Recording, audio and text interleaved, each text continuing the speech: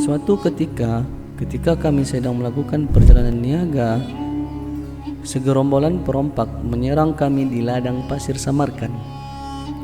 Saat itu ada yang berteriak memanggil Syekh Abdullah, dan berikutnya beliau muncul di tengah-tengah kami seraya mengucapkan Subbuhul Quddus, menjauhlah dari kami. Segerombolan perampok itu bercerai-berai. Setelah selamat dari serangan itu, kami mencari sang Syekh dan tidak menemukannya. Beliau raib begitu saja. Setibanya kami di Jailan, kami menceritakan hal tersebut kepada orang-orang dan mereka berkata, demi Allah, sang Syekh tidak pernah hilang dari kami.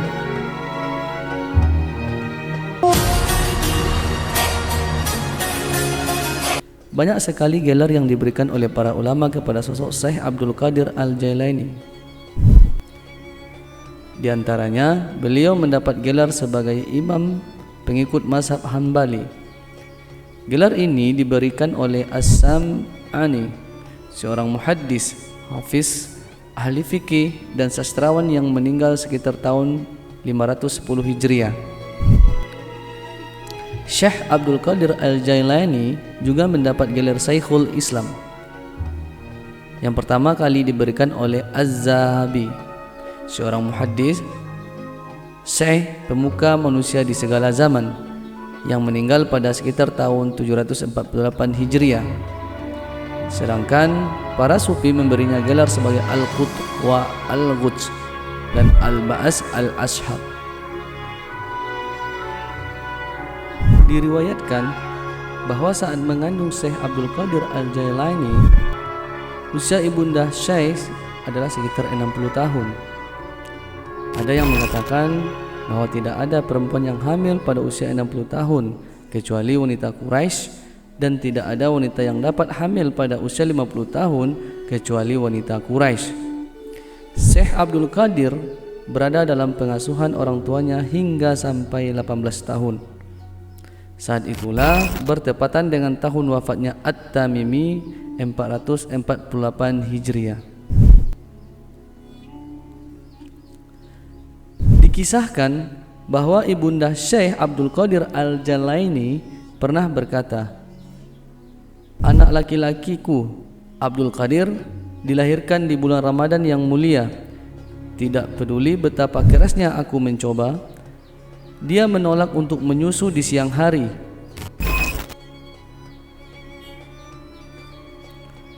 Sepanjang masa bayinya dia tidak pernah makan selama bulan puasa. Demikianlah, sebagian besar ulama berpendapat bahwa kewalian Syekh Abdul Qadir Al-Jailani telah didapat semenjak beliau lahir di muka bumi ini. Derajat ini menjadi derajat yang tidak setiap hamba dapatkan. Untuk mencapainya, ketika ia merupakan derajat orang-orang khusus yang telah dipersiapkan, karena ia merupakan derajat orang-orang khusus yang telah dipersiapkan oleh Allah Subhanahu wa taala untuk menjadi khalifah fil ardi yang sempurna.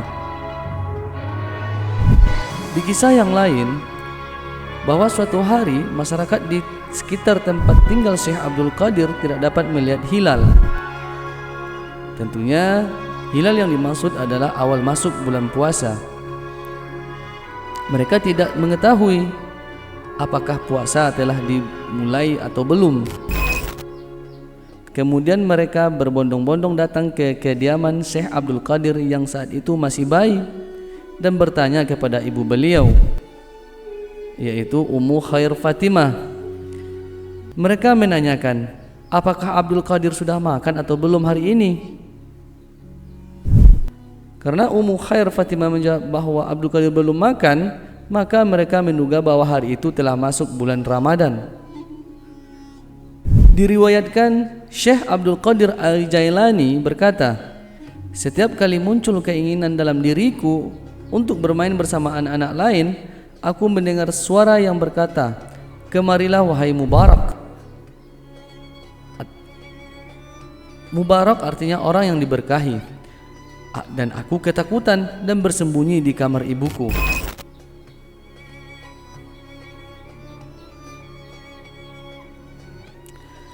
tatkala usia Syekh Abdul Qadir mendekati masa baligh, beliau sangat gemar mempelajari berbagai ilmu pengetahuan, mengunjungi para ulama yang mulia derajatnya, lagi berpengetahuan tinggi.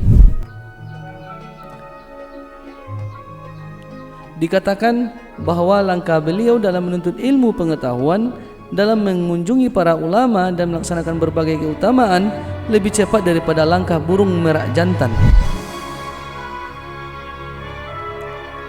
Di sisi lain, Syekh Abdul Qadir juga merupakan sosok waliullah utama yang senantiasa menjunjung tinggi kejujuran. Mengenai hal ini, dikisahkan bahwa suatu hari Syekh Abdul Qadir pergi ke ladang untuk membantu menggarap tanah. Selama beliau berjalan di belakang seekor lembu jantan, lembu tersebut selalu memalingkan kepalanya dan memandang beliau. Akhirnya lembu tersebut berkata, "Engkau tidak diciptakan untuk pekerjaan ini." Mendengar seekor lembu yang dapat berbicara, Syekh Abdul Qadir pun ketakutan. Beliau segera pulang ke rumah dan memanjat hingga ke atap rumah.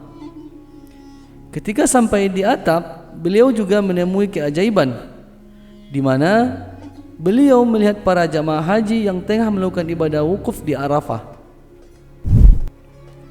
Beliau akhirnya pergi menemui sang ibunda dan memohon izin kepadanya untuk pergi ke Baghdad guna menuntut ilmu pengetahuan kepada syekh-syekh yang besar di sana. Ibunda Syekh Abdul Qadir tentu saja heran mendengar permintaan dari anaknya yang begitu mendadak tersebut. Ia kemudian bertanya, "Apa alasan permintaanmu yang tiba-tiba itu, nak?" Syekh Abdul Qadir pun menceritakan tentang peristiwa yang baru saja dialaminya. Mendengar cerita tersebut, ibunda Syekh Abdul Qadir segera menitikkan air mata, menangis karena terharu, dan segera memberi izin kepada Syekh Abdul Qadir untuk menuntut ilmu ke Baghdad. Sebelum Syekh Abdul Qadir pergi, ibunda Syekh memberi bekal berupa 40 batang emas yang dijahit pada bagian ketiak mantel sang Syekh, seraya menasihati beliau agar senantiasa berkata benar dan menjadi orang yang jujur dalam segala keadaan. Selanjutnya, ibunda melepas beliau seraya mengucapkan kata-kata, "Mudah-mudahan Allah Subhanahu wa taala melindungi dan membimbingmu, nak. Aku memisahkan diriku sendiri dari orang yang paling mencintaiku karena Allah. Aku tahu bahwa aku tidak akan dapat melihatmu sampai hari pengadilan terakhir tiba." Dalam perjalanannya menuju kota Baghdad, Syekh Abdul Qadir Al-Jailani bergabung dengan sebuah kafilah. Tiba-tiba di tengah perjalanan, sekelompok perampok jalanan menyerang rombongan tersebut. Mereka dengan begitu kasar merampok harta benda yang dibawa oleh kafilah. Kemudian salah seorang dari perampok datang kepada Syekh Abdul Qadir dan bertanya dengan kasar, "Hai anak muda, harta apa yang engkau miliki?" Syekh Abdul Qadir pun menceritakan tentang 40 batang emas yang dibawanya. Sang perampok yang mendengar pengakuan dari sang syekh tersebut hanya tertawa terbahak-bahak dan segera berlalu karena menyangka beliau sedang bergurau. Begitulah seterusnya. Masing-masing dari perampok menanyai sang syekh, dan beliau menduga mereka pergi hendak mengadukan hal tersebut kepada pimpinannya, di mana mereka tengah membagi hasil rampasan yang mereka peroleh.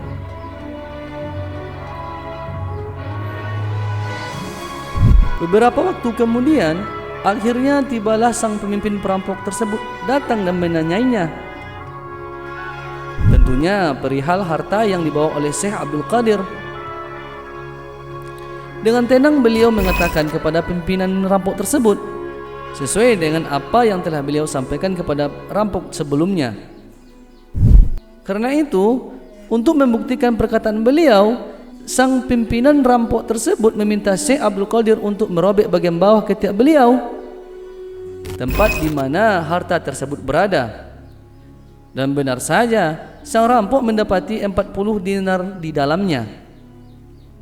Dengan penuh ketakjuban, sang pimpinan rampok bertanya kepada Syekh Abdul Qadir, uangmu telah aman.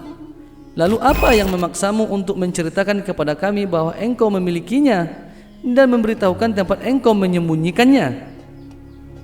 Syekh Abdul Qadir Jailani dengan tenang menjawab, sesungguhnya ibuku berpesan kepadaku agar senantiasa jujur dan aku pun berjanji untuk tidak mengkhianati pesan beliau tersebut.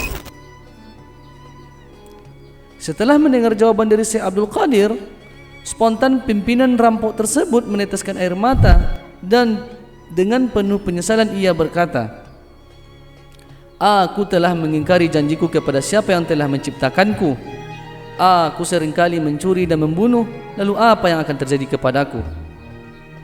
Melihat perubahan pada diri sang pemimpin tersebut, para rampok lainnya berkata, engkau adalah pimpinan kami dalam rampok, sekarang engkau pimpinan kami dalam bertaubat. Walhasil seluruh rampok beserta sang pemimpin rampok bertaubat di hadapan Syekh Abdul Qadir Jailani dan mengembalikan seluruh harta yang telah dirampasnya kepada para kafilah. Dan para rampok tersebut di kemudian hari dikenal dengan murid pertama Syekh Abdul Qadir Al-Jailani, yang pada waktu itu beliau masih berumur sangat muda sekali. Mengenai peristiwa ini, Syekh Abdul Qadir Al-Jailani menuturkan, ke-60 orang itu para perampok memegang tanganku dan menyatakan penyesalannya serta keinginannya untuk mengubah jalan mereka. Ke-60 orang itu adalah orang yang pertama memegang tanganku dan mendapat keampunan untuk dosa-dosa mereka. Demikianlah sepenggal kisah dari kisah masa kecil Syekh Abdul Qadir Jailani hingga hijrah dan dirampok oleh perampok yang sangat beringas sekali. Wallahu alam bisawab.